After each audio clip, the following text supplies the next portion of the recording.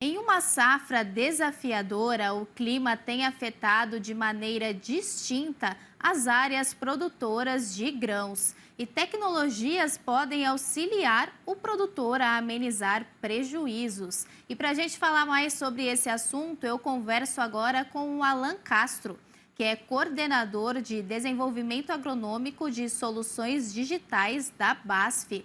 Bom dia, Alan. Seja bem-vindo ao nosso dia a dia rural. Bom dia, Flávia. Bom dia, pessoal que trabalha aí no estúdio e bom dia para os telespectadores que nos acompanham. É uma satisfação falar sobre agricultura digital mais uma vez. A gente que agradece a sua participação aqui hoje, viu? Alan, a safra está sendo bem desafiadora, né, de maneira diferente em comparação com os anos anteriores. Então, o monitoramento das lavouras tem que ser feito diariamente. Explica para a gente, então, o que é um monitoramento de fazenda via satélite. Eu diria que é uma ferramenta, Flávia, que veio para auxiliar o agricultor por meio do imageamento.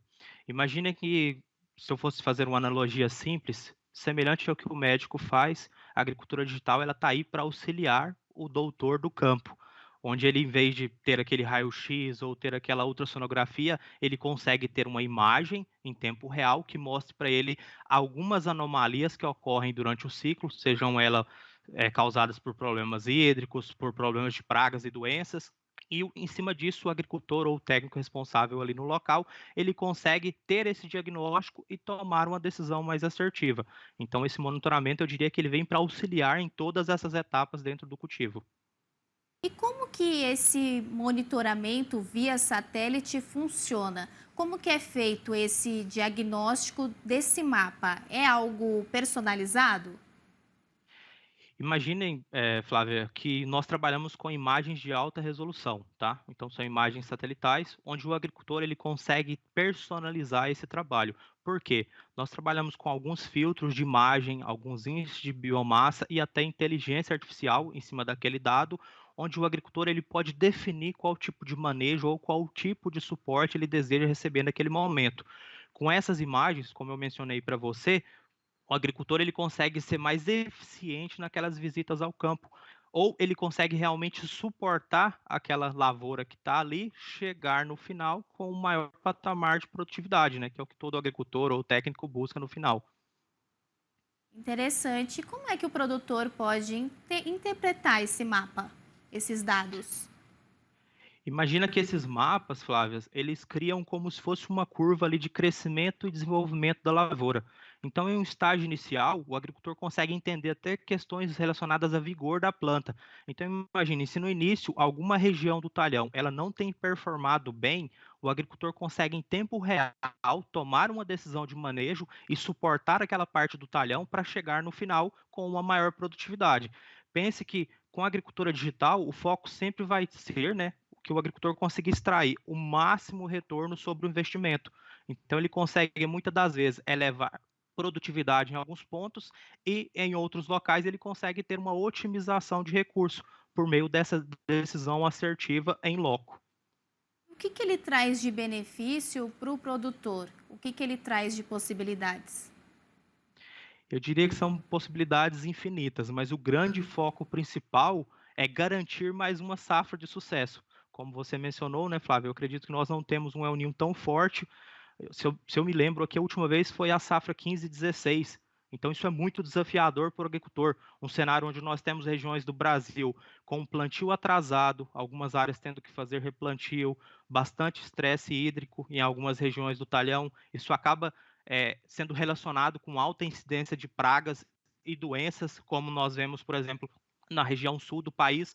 Se nós formos olhar alguns dados, por exemplo, nós vemos que é, pensem no Paraná, por exemplo. Se eu não me engano, tem mais de 80 focos de ferrugem asiática no momento. Ano passado, na mesma época, se eu não me engano, era menos de 20. Então, olhem a gravidade do que esse fenômeno tem causado para os agricultores.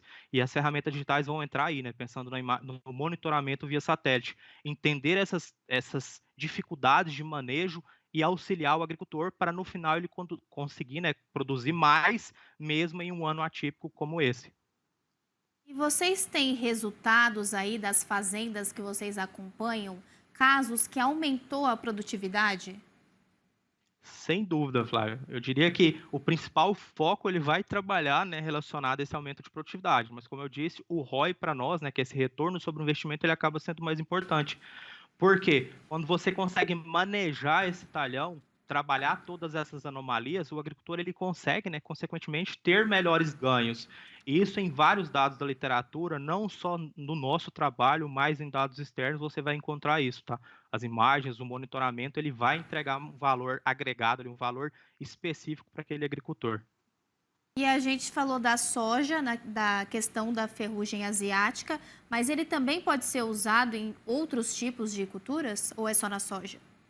Perfeitamente, Flávia. Eu diria que a democratização da agricultura chegou. Então, com esse monitoramento, você pode trabalhar desde grãos, frutas, hortaliças.